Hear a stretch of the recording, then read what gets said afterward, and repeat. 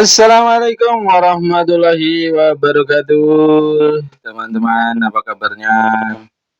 Selamat ketemu maning karo Inyong di kanal Suara Kaki Lima. Semoga semuanya pada sehat, pada lancar rezekinya, pada banyak uangnya, pada mudah urusannya dan lain sebagainya. Oke teman-teman, pada kesempatan kali ini saya ingin membahas yang lagi rame ya. Rame banget. Viral. Biasa namanya konten kreator kan kayak gitu. Biar banyak yang nonton, ya bahas yang lagi rame. Itu strategi loh. Oke teman-teman, makasih banyak ya yang udah eh, mendukung kanal Suara Kaki Lima. Makasih banyak. Semoga kalian pada sehat, pada lancar rezekinya. Semoga semua urusannya dipermudah oleh Allah Subhanahu wa taala.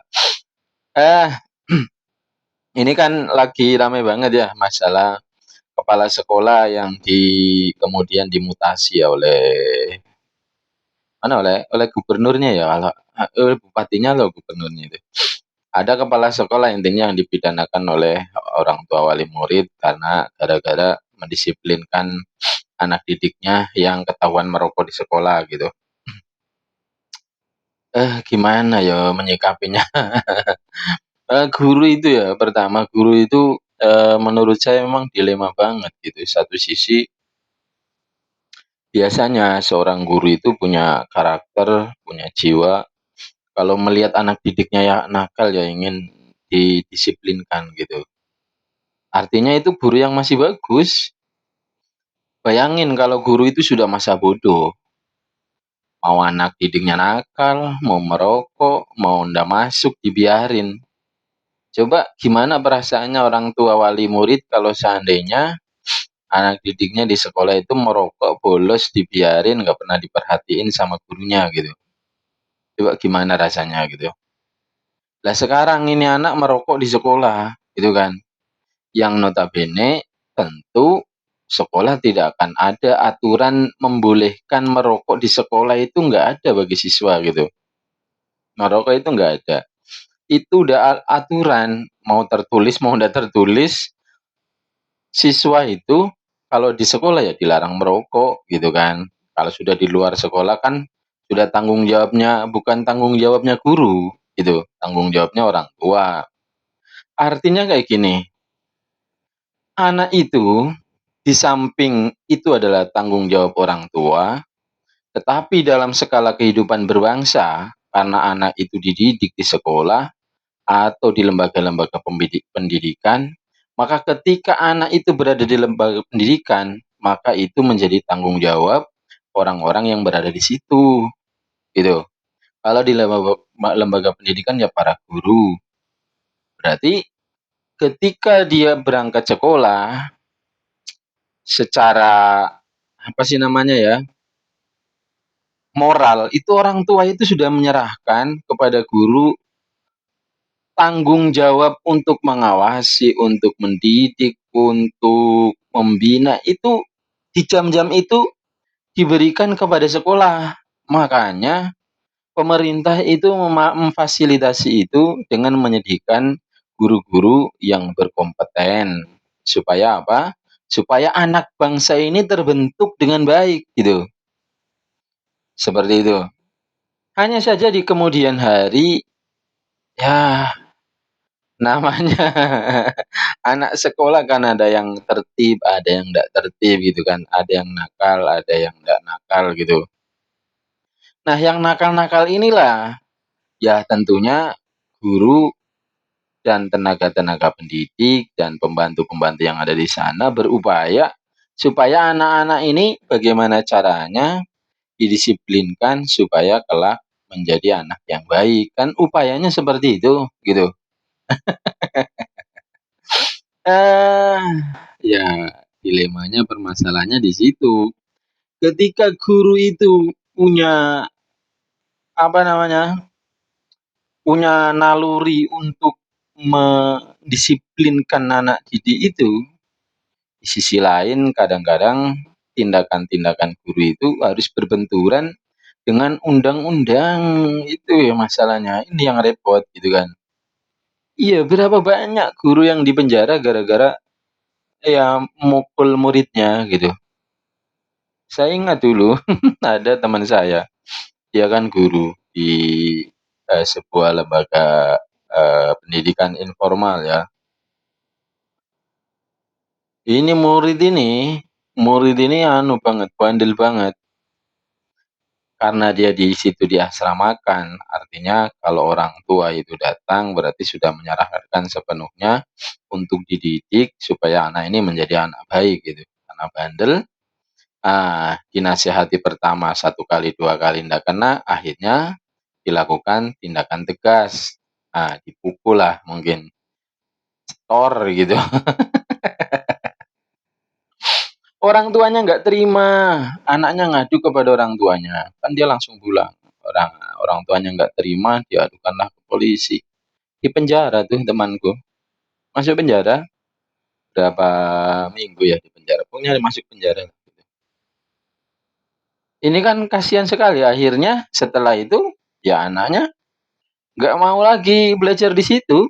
Ya nggak tahu setelah itu nasibnya bagaimana, nggak tahu saya karena saya nggak mengikuti perjalanannya. Nah, intinya di sini, intinya, eee, guru itu ya, mbok yo diberikan semacam imunitas kalau menurut saya ya, sama seperti halnya DPR, jurnalis, advokat, ketika menjalankan tugas-tugasnya, ketika menjalankan profesinya, itu kan mereka punya hak imunitas gitu. Lah guru sekarang ketika menjalankan tugas-tugasnya sebagai guru untuk mendewasakan anak didiknya, ini kan harusnya ya punya imunitas juga, punya hak imunitas gitu, yang bisa melindungi guru itu gitu.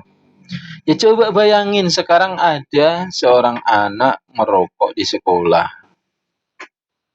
kemudian ditertibkan oleh gurunya. Anaknya didukung, gurunya dilaporkan ke polisi. Ini mental macam apa seperti ini? Bingung saya.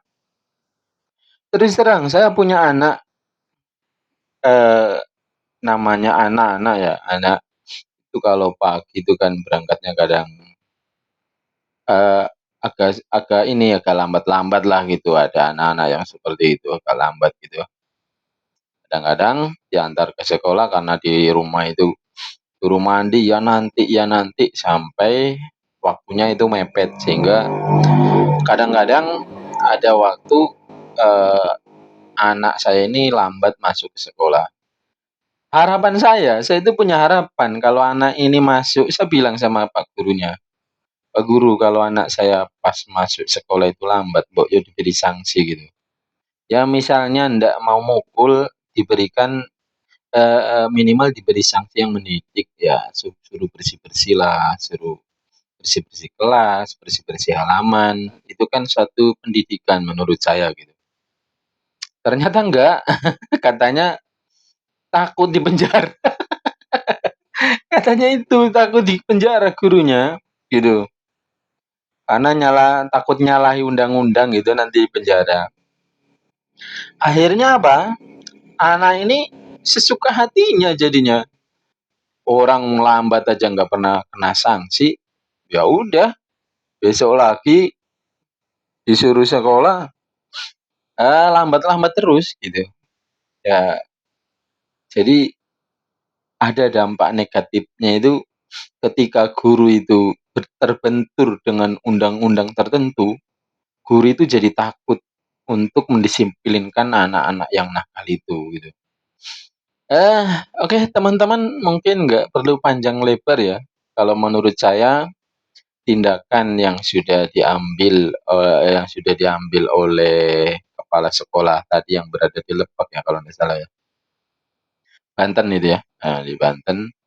Kalau sejauh itu penamparannya itu dalam bentuk pendidikan, saya kira nggak ada yang salah gitu. Itu kan sama kayak anak-anak taruna, anak-anak yang dididik militer itu kan sama dipukulin di apa gitu. Saya kira nggak ada yang salah. Selagi itu bukan bentuk penyiksaan gitu. Kalau bentuk penyiksaan ya udah lain lagi ceritanya gitu kan. Ini kan bentuk pendisiplinan, pendidikan. Saya kira eh, anak-anak itu perlu dibiasakan dengan hal-hal yang seperti itu bagi yang nakal-nakal gitu. Kemudian selanjutnya ya tinggal dilihat itu ya kalau seandainya bentuk penamparannya itu saya kira sudah tepat apa yang dilakukan oleh ibu kepala sekolah tadi gitu. Tapi dalam hal ini kan pro kontra gitu kan. Ya terserah, nggak sepakat dengan saya juga nggak apa-apa gitu. Cuma yang saya alami itu seperti itu. Jadi teman-teman guru yang lain yang berada di kampung saya ini mereka merasa takut gitu.